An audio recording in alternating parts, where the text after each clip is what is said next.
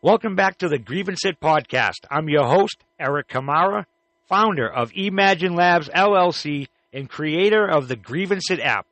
This is where we give voice to the everyday consumer and shine a light on the shady tactics that companies use to quietly empty your wallet.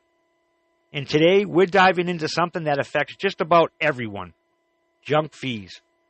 You ever book a hotel for $120 a night only to see your final total balloon to $175 a night? Or sign up for a concert ticket that's $60, but the final checkout says $92? You didn't imagine it. That's the world of junk fees, and it's costing Americans billions every year. Let's talk about what they are, where they show up, and how you can fight back.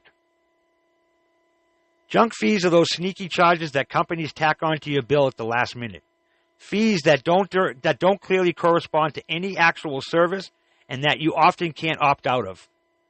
They often buried in the fine print or only appear right before you hit pay. The goal is simple: make a price look lower than it really is to lure you in. Then jack it up at the end when you're less likely to back out. These fees show up in more places than you'd think. Ticketmaster and Live Nation. One of the most hated examples of junk fees is from the ticket industry. You'll find a concert ticket listed at $50, but once you go through the process of selecting your seat and heading to checkout, you're looking at $82. Why? Service fee, processing fee, facility charge, the venue, the artist, the ticketing company, they all take a cut. The consumer foots the bill, and there's no way around it. You either pay or you miss the event. Hotel and resort fees. You book a hotel in Las Vegas at $110 per night, but surprise, they tack on a resort fee of $35 per night. Doesn't matter if you never touch the pool or use the gym, these charges often don't appear until the final steps of the booking process. Worse, the FTC found that some hotels advertise rates that are lower than you actually pay just to stay competitive on travel sites, and then slap you with fees once you're hooked in. Rental cars. Let's say you rent a car for $40 a day. By the time you're done, you've been hit with a vehicle license recovery fee, a concession recovery fee, and sometimes even a mysterious customer facility charge. Total cost, often 25 to 30% higher than advertised. Airlines. You thought your $250 ticket included everything. Think again. Now add $35 for your carry-on, $40 to check a bag, $45 to pick a seat, and even $5 for a bottle of water. Low-cost carriers are the worst offenders, but even major airlines are guilty. Bank and credit cards. Want to talk about anger? Let's talk about overdraft fees. You're already short on cash, and the bank charges you $35 per overdraft. Then, they may reorder your transactions to make sure the biggest one hits first, triggering multiple overdrafts instead of one. And some banks charge inactivity fee just for not using your own account. That's right, they charge you for doing nothing. Junk fees hit low-income families the hardest. When you're trying to budget carefully, an unexpected $25 here or $30 there can throw everything off. And it's often the most essential services, banking, housing, travel, that are all the worst culprits. And let's be clear, junk fees are a form of deception. Companies advertise one price and deliver another. It's bad for consumers, it's bad for transparency, and it's bad for the economy. All right, so let's talk defense.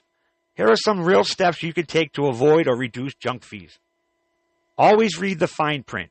Before you click buy, scroll down, look for taxes, surcharges, processing or convenience fees. Some booking platforms show total prices early if you change the filter settings. Use fee-transparent platforms. Sites like Google Flights or Hopper show you your price breakdowns and often include baggage fee calculators. When booking hotels, use platforms that include taxes and fees in the upfront price, like Booking.com's total price option. Call and ask. Sometimes you can negotiate fees down by calling directly. Want to skip a resort fee? Ask for it to be waived at check-in, especially if you didn't use the amenities.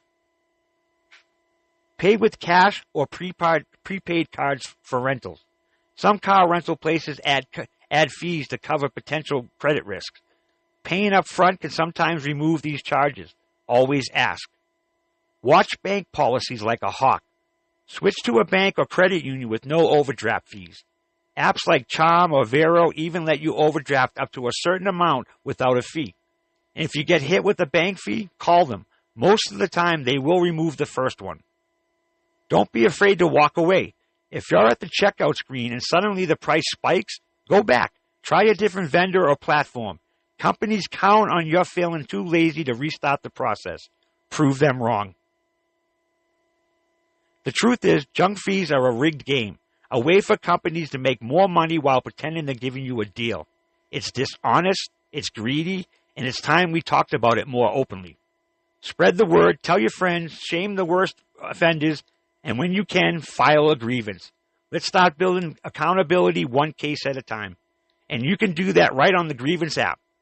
We give you the tools to call out this shady stuff and demand better. Thanks for listening to Grievance-It. If you've been hit by junk fees recently, email us or post your story. And don't forget to like, subscribe, and share. Find us on Spotify, Podbean, and YouTube.